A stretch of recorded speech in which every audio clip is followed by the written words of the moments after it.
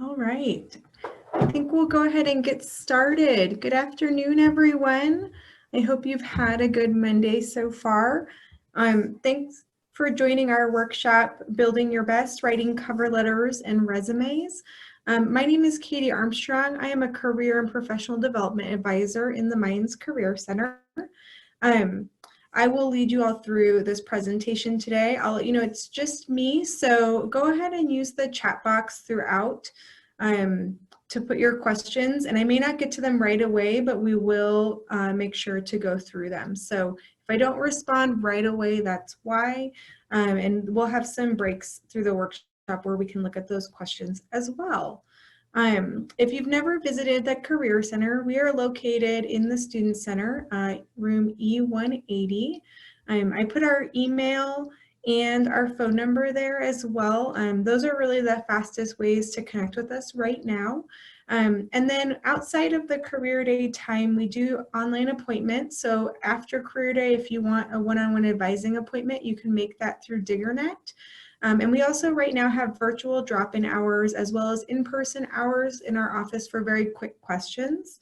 The virtual drop-in hours can be for more than a quick question. So if this workshop brings up some questions you have about your resume and you want to talk with someone, those virtual drop-in hours are a great way to do that. And then finally, through DiggerNet, we have live chat hours. So again, if you just have some quick questions while you're at home, use those live chat hours to ask.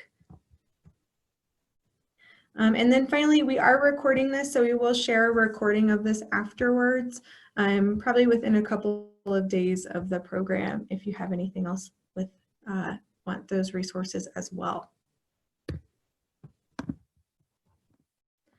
All right, so before we move into talking about resumes, I want to start by just talking about the general proactive job search. So most students think that really the main things you do in a job search is look for jobs and apply. And so they really focus on just their resume and maybe what they're searching for, right? And using Indeed or DiggerNet, your search platform. And the reality is there's a lot of steps to the job search process. And so while today we're going to focus on resumes and cover letters, I just want to make sure that folks see that there are other aspects to the job process or job search process, and those are things that our office can help and support students with. All right. So in the chat box, I dropped a link to the Mind Strategy, and I would highly recommend bookmarking that on your computer so that you have it as a reference in the future. You can also, we have physical copies across campus. I know professors are going to be handing them out. We've been getting requests, so you can also grab a hard copy of the document as well. This is a fantastic resource, especially for cover letters and resumes. We have some really great examples in there to help as you're trying to build your own. And so this is a tool. We're going to go through a lot of information today, but if you have kind of follow-up questions from that, or you're somebody that likes that hands-on piece, you can follow along with the Mind Strategy, looking at some of the examples and resources in there. So your professional documents, which is what we call our resume and our cover letter collectively, they're really your first impression to employers. It's really what's going to help you get to the interview stage. So it's outlining your qualifications for the position and why they should want to talk to you to know more. It really highlights the why you as a candidate and what makes you unique or what makes you a candidate they want to get to know better.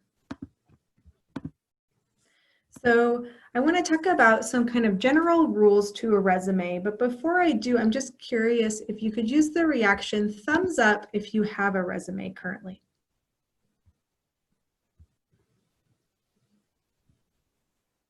Awesome. Okay. Thumbs up if you feel good about your resume currently. All right. Okay, cool. Great. Thanks, everyone. So some general, oops, let me go back here. Some general rules of thumb when it comes to a resume. So typically your resume should be 1 page long. It's really a snapshot of your experiences and qualifications for the role. There are some exceptions to that 1 page long rule. such as maybe you had 10 years of work experience before you got your bachelor's degree, or you have some kind of significant experiences towards the field that might make your resume longer. But for most students coming out of their undergrad or even graduate programs are likely to have a one-page resume. In terms of your margins and kind of setting up your document, you can have margins between 1.5 or 1 and 0.5 for your document. You don't want to go any smaller. It'll get a little too close to the end of the page. And then in terms of font, anywhere from 10 to 12 font, and you can play with size within your resume. So maybe your headers are slightly bigger than the font you use to describe, your different experiences. We really, when we think of our resume, we want it to be easy to read. Sometimes students get caught up in wanting it to look really nice, like graphically look really cool. And in some industries, that is something that they look for. But in a lot of industries that you're likely to go in, it's really more about the skill sets. And so we want to make sure that our resume is really easy to follow, is really easy to read. And ultimately, it's going to be about what we put on our resume more so than just how it looks.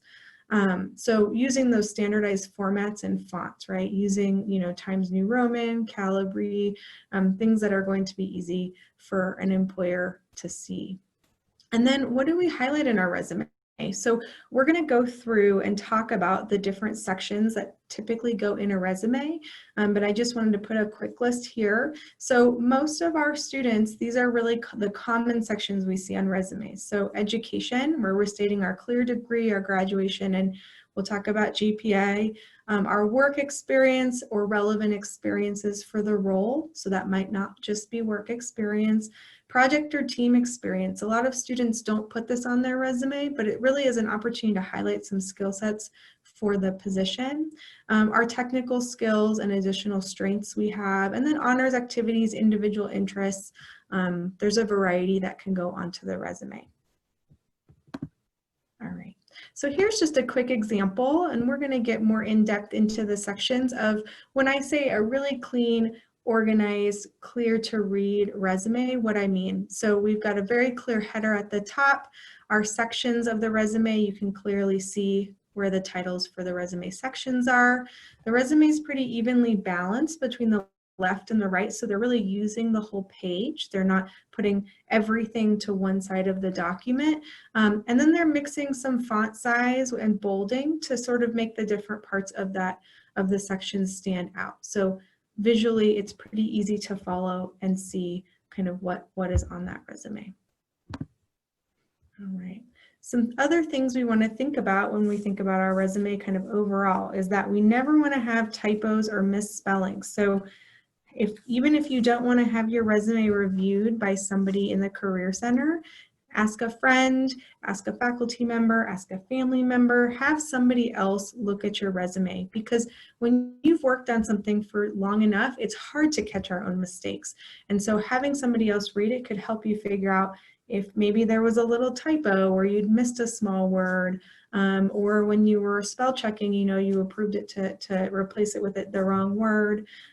Just things like that make a really big difference, because if you have typos on your documents, the employer thinks that you're not maybe the most detail oriented as a candidate.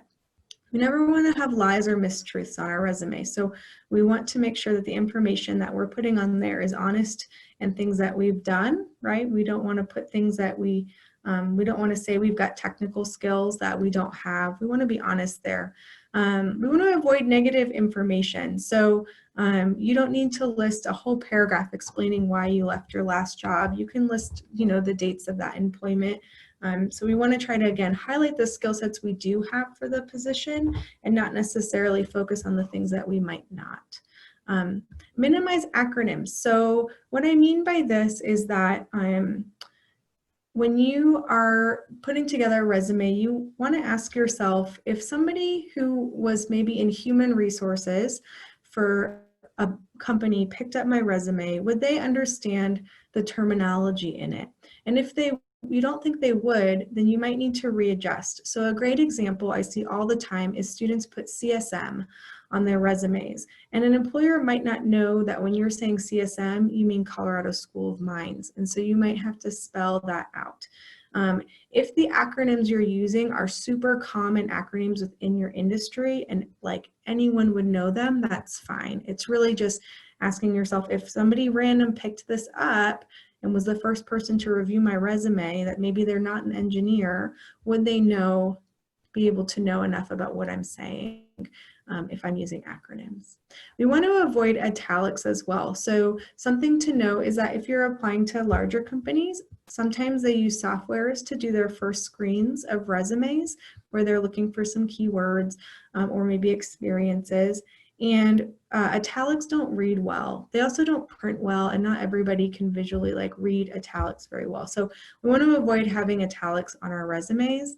And then we also want to avoid underlining, and instead you can use the border tool in Word to create a better line that won't format-wise mess up. So when we underline words, it has a greater tendency when it kind of somebody else uploads it or you move it to a PDF or you start to make some edits, that it's going to really mess up your formatting. But the border tool will adjust with your formatting as you update your document.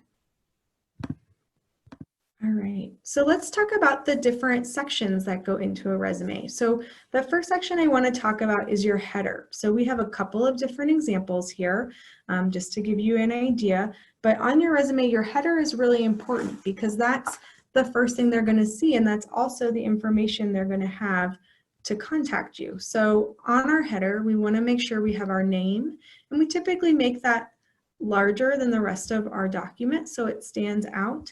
We want to have our address, our phone number, and our email, remembering that this is professional. So if the email that you're going to give is maybe one that you've had from a long time ago or is like, you know, dog lover 22, maybe create something or a new Gmail account that's more of your professional name. So I have one that's katie.armstrong16, but for work, I use one that's Kathleen.Armstrong because that's my professional name, the presence that I want to have.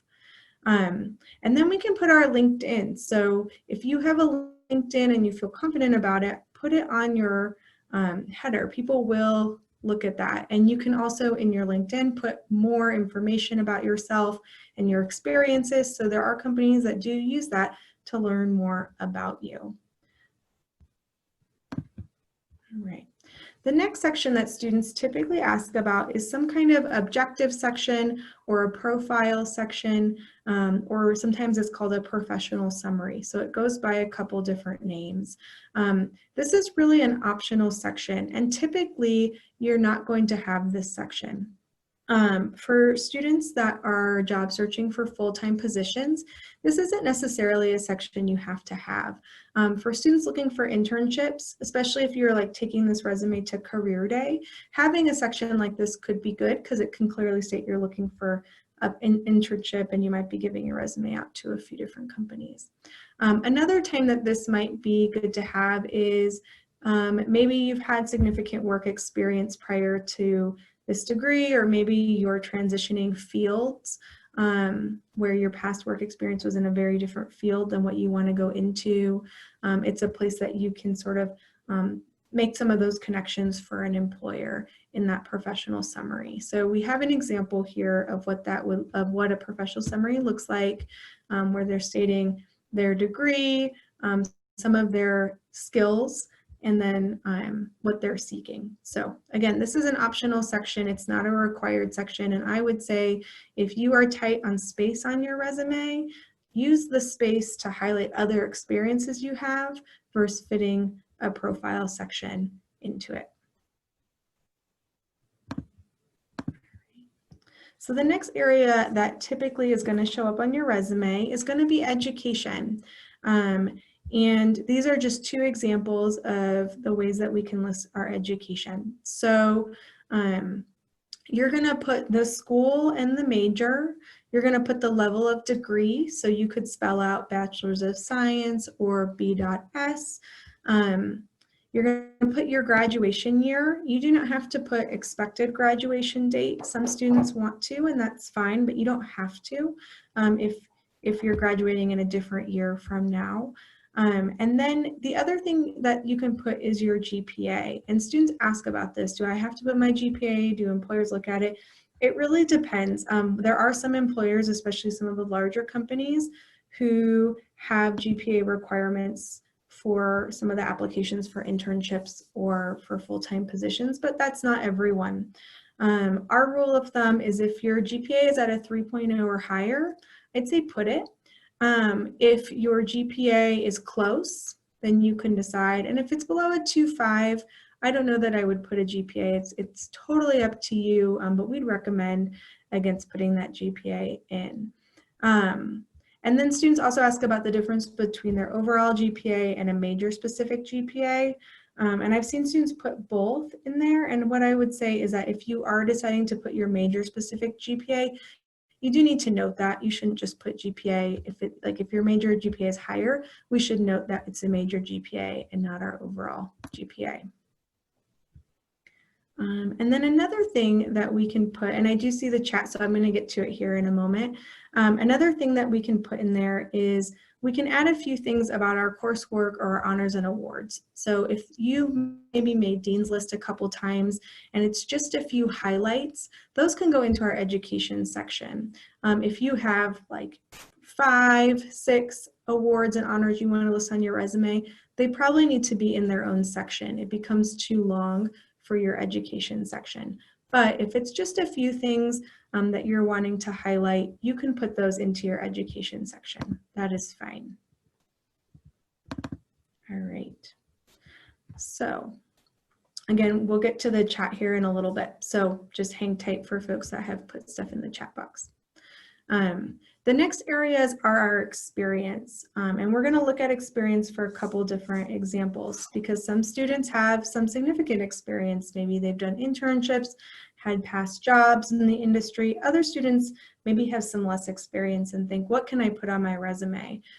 So one section students commonly have that we encourage is a team project experience. So if you have projects that you've done from class that are relevant to the field, put those on your resume.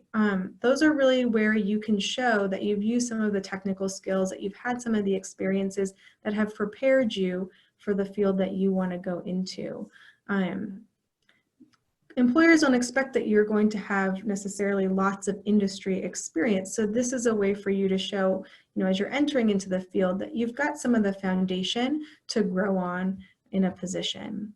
Another way that we see students list this, or that you could list it, is as relevant experience as well. So these are just different ways to sort of title and name the same thing. And relevant experience, it might be that you did maybe some research in the area and you have some team projects. So you're sort of combining some different experiences related to the position, where team experience would be like you're truly just talking about times that you've done projects and work on a team. Some other things that we can put on our resume are industry experience. So if you had an internship in the field that you now want to go into, that's industry experience. That's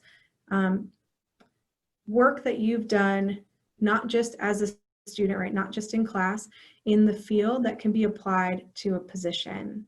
And industry experience is different than just employment. So something else we can put on our resumes is our employment history. We can talk about past jobs we've had, even if they aren't relevant to the field that we want to go into. And the reason that we can do that is that they do highlight, we can make those can help us highlight like transitional skills or transferable skills. So maybe you learned customer service from a job that wasn't in your industry, but a job you've had through college, or you learned how to work on a team, you learned time management. These are ways that we can highlight that. So they want to kind of designate that difference between the industry experience is the clear experiences we've had within our field that we want to go into, and employment is maybe any employment history we've had, whether it relates to the field or not. And then finally, we want to talk about our skills. So for many of the jobs you're likely to apply for, and everyone is different, there's going to be some technical skills and general skills that those jobs list. When you look at the minimum qualifications, the job clearly states, right, there's probably some clear technical skills required. So we want to make those very clear on our resume.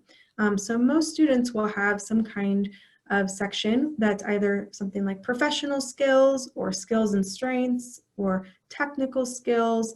They're named lots of different things, but we're highlighting the skill sets that we have directly to the position. So we're highlighting some different technical skills we might have. We're highlighting maybe some hands-on skills we have, right, to work in the field. And then we can also highlight things like communication or management, things that might help an employer see our skill sets. Great. And one thing I'll plug, and you can find this in the DiggerNet library, resource library, and if you have trouble finding it, shoot our office an email and we can share. We have these things called skill sheets. So if you're like, I'm not quite sure what skills I have, or I just, maybe I'm a senior and I don't remember, some of the classes I took when I was in my first year, we have these technical skill sheets by major that we can share with you. And so what we do is break down the general skills that students within a major would likely have from their, from the time they start in that program to the time they finish. So it's a great way to generate some ideas for the types of skills that you can put on your resume. I'm not going to put them in the chat box because we have a lot of majors, but check out the DiggerNet library, and then also if you have a hard time finding them, shoot us an email and we can send you a copy. All right, so these are some other possible sections, and I say possible because everyone's going to have a different amount of experience or different things that they want to highlight, and so not every section will be the same, or not everyone will have all of these sections. But other possible kind of general sections you could have could be personal projects. So maybe you've done some undergraduate research or some individual work. Leadership, so maybe you're highly involved on campus and have been the president of a couple clubs or student athlete. You can highlight honors and awards. Again, if you have a significant amount, you can make those their own section. Community service, employers really like to see candidates that are involved in the community. Many of our employers share that they like when students are actively involved outside of just school. Your activities, so professional organizations, and then interests. Sometimes students like to put their interests on there, and that's okay too, to put on your resume. But this is all truly going to be very much space dependent, right? How much space do you have, and what really do you need to highlight for that position or that industry? And so we're not going to be able to fit everything we've likely ever done, and so we always want to ask about how do we tailor it to fit the industry that we want to be in. All right, so here's a couple of examples, and I recognize that they might be hard to see up close, but they're really just more of the formatting idea. So the one on the left, Christopher Chemical, that is an example of what we call a 2-column resume. So you see that they have kind of the contact info, the summary and skills down the side, and then they have some additional things in a larger column. This is an option. You do lose some space with it, so it's really just dependent. And then you'll notice that they did add a little bit of color in there, and that is okay as long as it's minimal. So they did a little bit of gray background, and they didn't do gray and blue. They stuck with one additional color, and it's still a very neutral thing. So just keeping that in mind, right? We don't want to put lots of different colors all over our document and make it hard to read for employers. So if we are going to add another color, we want to keep it very simple. The other one is just a very clear 1-column version. They're using the border tool to create the lines underneath their sections. They're using bullet points to just keep their experiences very simple.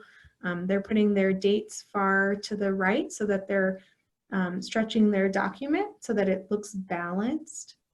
And you see they've got employment, service, skills, and really with both of these, the order of what they've put besides their education is different. And that's because it's going to be different for every student, every position. So you don't have to, most students we recommend that your education go at the top. But after that, you might choose to order what goes in your resume based off of the things that you're most proud of. and also the things that are most applicable to the position and what you want that employer to see first. All right, some general things to avoid. So students ask, what about a picture? And most companies prefer no picture. No one has ever asked directly, I want a picture on their resume. And part of that is that putting a picture on your resume can create bias in that process. And it also really is just taking up space away from you being able to put more about your experiences. You want to avoid company logos, cute graphics. Again, really they just take up space and they don't always print well or download well. We don't need to really, a lot of these on here are overshare. So we don't have to list everything about ourselves in our resume. We don't want to put information that might be too personal because you don't know who's seeing your resume. And so you don't necessarily want, a whole hiring committee to see your social security number. We want to just we can keep our basic contact information in there. But other than that, they might have an application where you put this additional information, or they'll ask for follow-up if they're serious. We can avoid salary information that can just rule you out as a candidate, especially if you don't know what the salary is on the position you're applying for. And then references. So students ask about this too, about putting references on your resume. It's pretty common to have to put those into some form of an application, or if a company is really serious about hiring you, they'll ask you for your references, and you can provide those as a separate document alongside your resume and cover letter. So you don't have to put references within your resume. They just take up space. All right. I want to point out that there's also something called a CV, so curriculum vitae. I'm going to say it wrong, so sorry everyone. And this is similar to a resume, but much more in depth. It is typically something used in academics and academia, or when applying for things like grants, scholarships, grad school, teaching positions, research. So not as common in the US is it used for industry. Though you might want to, if you're looking to apply outside of the US, you always want to check because other countries have different standards, so they might require a CV. A CV is going to be more than one page, and it's really going to list out kind of everything that you've done and have much more detail about everything that you've done. And I'll show an example. Sometimes companies interchange CV with resume. They say you can have a CV, submit a CV/resume. If you see that, you might want to ask for clarification so you know what to submit. If you have a resume and they're saying a CV/resume, you want to make sure you're submitting the right documents for the job. So this is an example of a CV. So it's 2 pages in this case. And they're listing all of their education. They're listing, instead of listing 2 or 3 bullet points about their industry experience, they're listing, 6. So we're doing into a lot more detail. And then there's going to be a bit more focus on some things like publications, research, especially if you're someone going into more of an academic realm. So there is less pressure to get it onto one page, and it's got a lot more detail about all of your accomplishments. So we just want students to have that in their mind because not everybody is headed into industry, and folks might be asked to do a CV at some point. Great. Okay, so I'm going to stop sharing for a minute before we go to cover letters so that I can look at the chat and see about some of the questions for resumes. Okay, if we are a freshman and don't have a GPA yet, what should we do? You don't have to put a GPA, that's completely fine, they'll know. If you're a freshman and you're still in your first semester, you can still have your high school on your resume, and you can put your high school GPA, same standards about the 3.0 or higher if you'd like. But they don't expect you to have a GPA as a first-year student, and if someone asks, that's what you can tell them. But you can also have that high school on there. All right. I'm just reading this question here about PhD student coming straight from undergrad. What sections would be different in terms of work experience? Okay. Yeah. That's a great question. So just because it's from 2015 doesn't mean I wouldn't put it. It might adjust your order. So as a PhD student, you're likely to have a larger education section that's going first. And you might have some more academic work like research work or project work that comes before the direct work experience. And I'm happy to chat offline after this as well for this particular question. Gotcha. How much do you typically, great question. How much do you typically or really include from your undergrad resume in terms of GPA honors awards experience? I think it's going to depend on how much you have from your master's into your PhD and then the position. So if you have some things from your undergraduate that are really relevant to the job you're applying for, you may put them even though the date is different because they can see the transition on your education for why you might have last worked in, let's say, 2015. But my guess is some of the things you've done in your master's and PhD are probably more relevant. And so you may be leaving off some undergraduate things and solely focusing more so on your graduate work within your resume. So again, we can stay online and chat more after the session. All right, let's get back. Other questions about resumes before I pop back to talk about cover letters?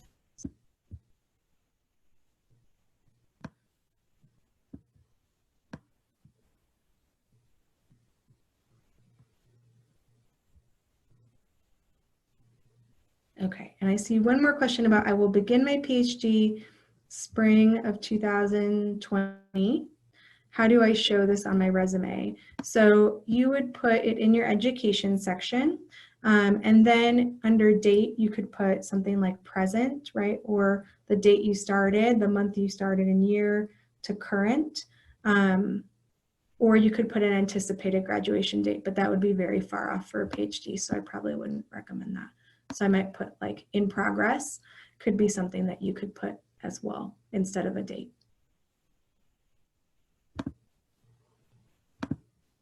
All right.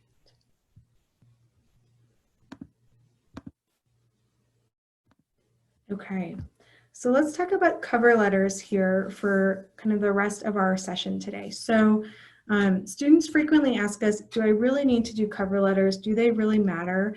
And when you are applying for jobs, they do, specifically if they are tailored cover letters. So we know that cover letters, specifically tailored cover letters for positions, can increase your likeliness to have your resume viewed and get an interview.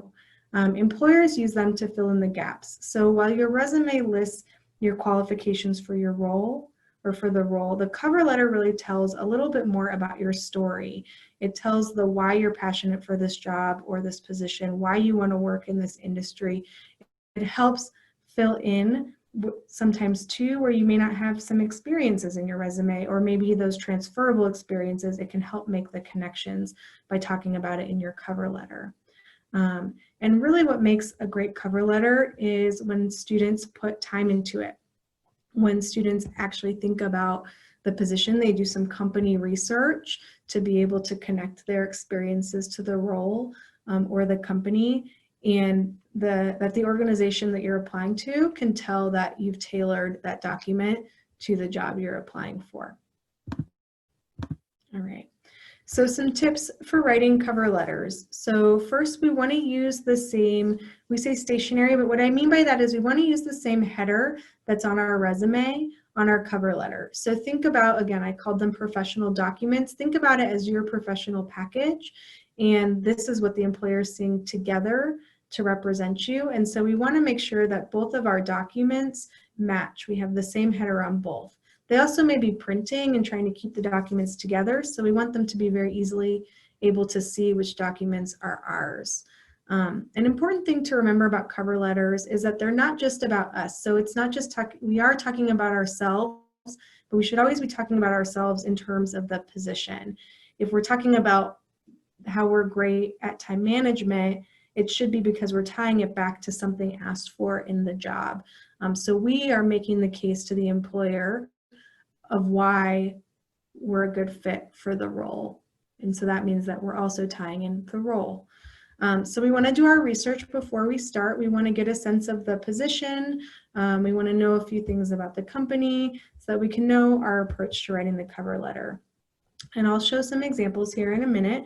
We want to try to address it to a specific person. So we do want to try to personalize our cover letters if we can. It's not always possible. If you're applying to a big company, it probably isn't going to tell you a specific name for a person, in which case we can say something like, you know, to whom it may or we don't want to say to whom it may concern. So we can say like, dear hiring manager, or we could say, dear human resources. So we're trying to direct it at least into the hiring area of the company. Again, we want to avoid typos and misspelling, so have someone else read your cover letter before you submit.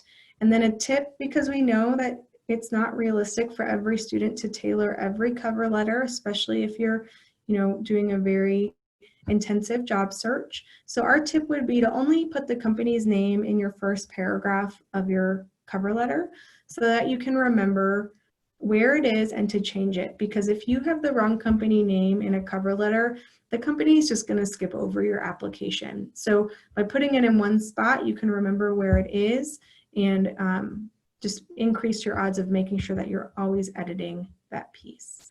And then we want to be clear and concise in our writing. We don't want to write a 3-page cover letter. It is, you know, some quick paragraphs for who we are and why us for the position. So here's an example here when I talk about the header of what I mean. So we have the same header as our resume, and then we're going to put a few things in before we start writing. So we're going to date our header with the date date our cover letter with the date we're submitting it.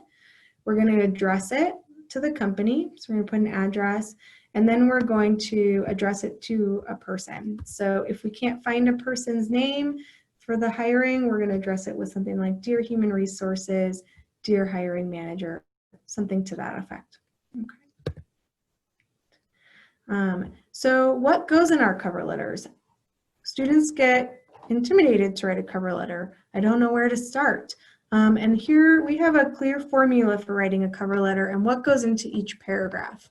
But this will still be different for every student. So your first paragraph is really going to be the why am I writing? So it's going to be a quick introduction of yourself, clearly stating your degree and the position you're applying for.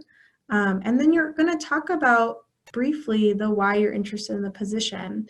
And this is where the company research comes in, because this is where you might say something about how, you know, if you've looked at the company and part of their mission is sustainability, this is an opportunity to say, you know, I'm really passionate for this position because I believe in sustainability and I want to work for a company that carries similar values to me. So we're making that connection early on for why are we interested in the position, and we're also demonstrating that we have done our homework and we know some things about the company.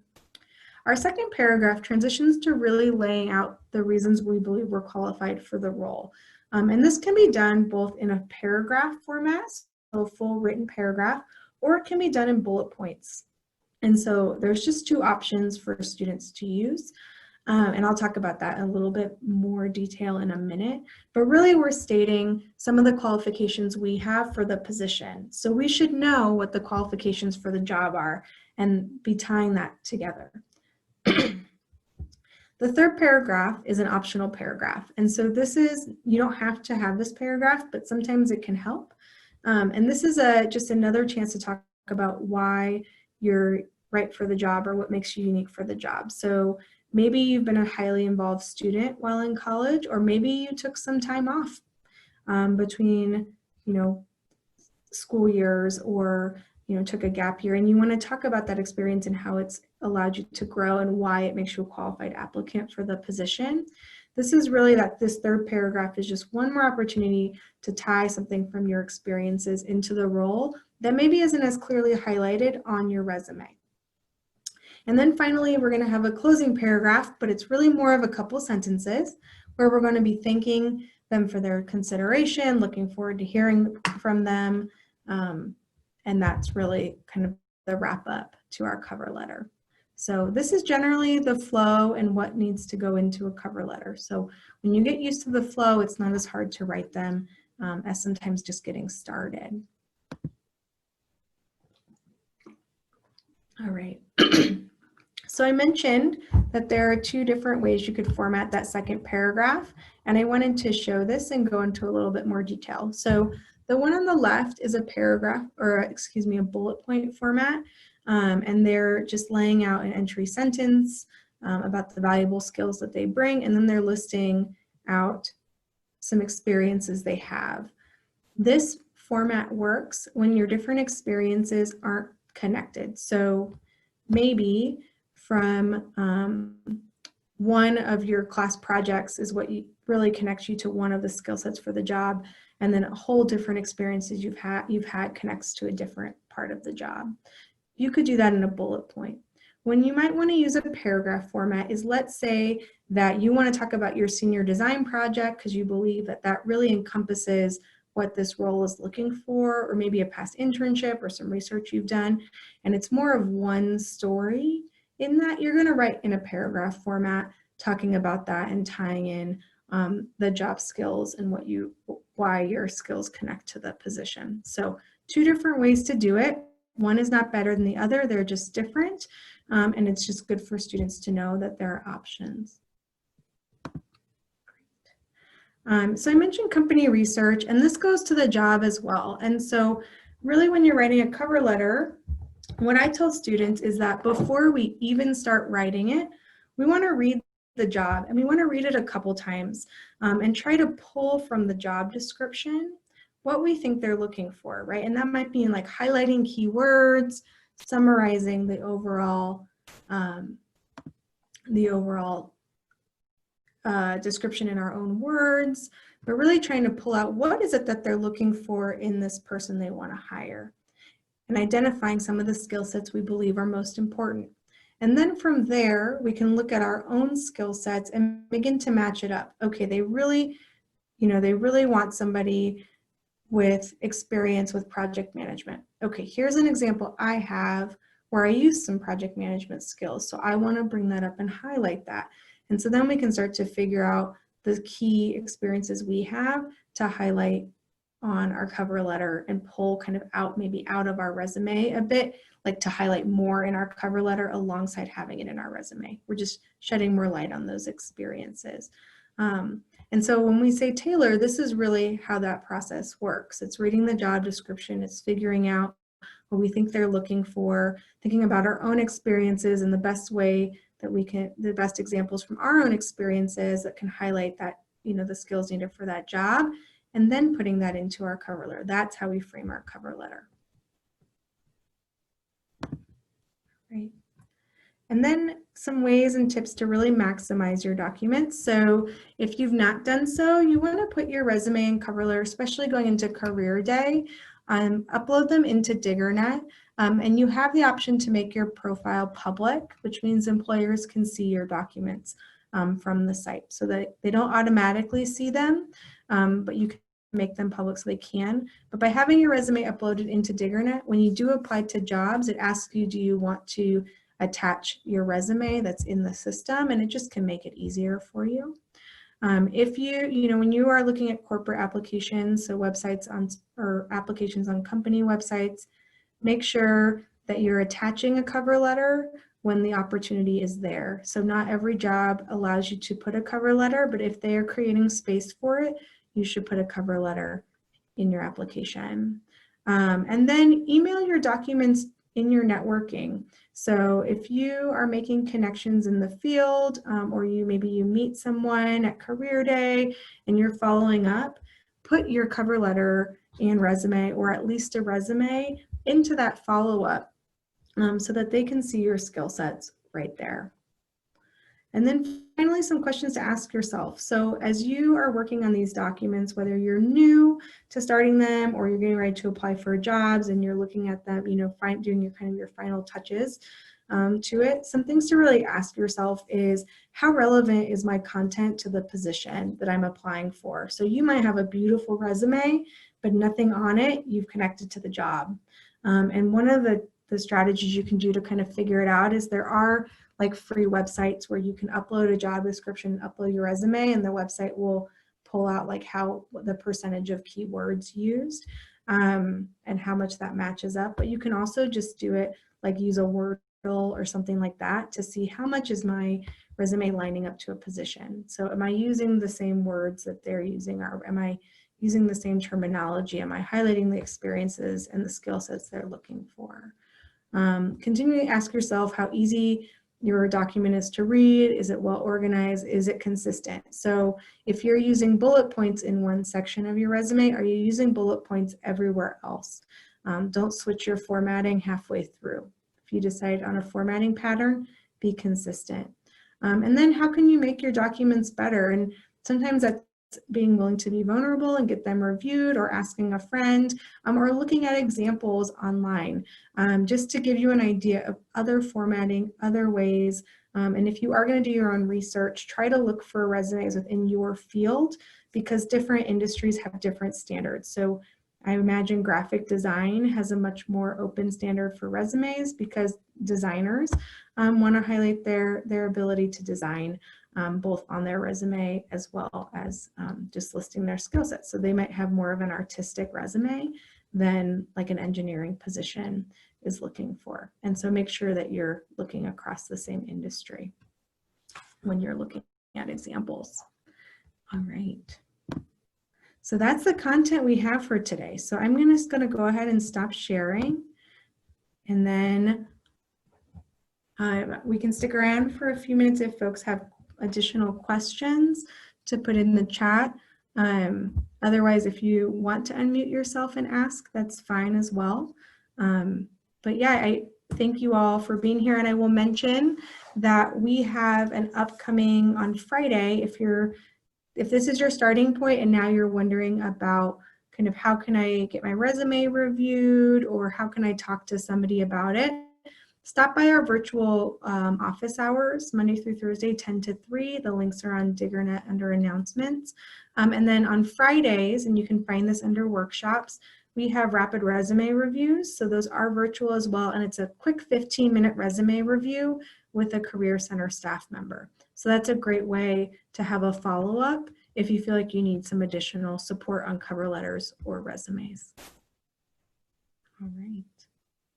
Okay, I'm going to go ahead and pause the recording, and I'm going to stick around until 5. So if folks have questions, again, you can put them in the chat or just unmute yourself and ask.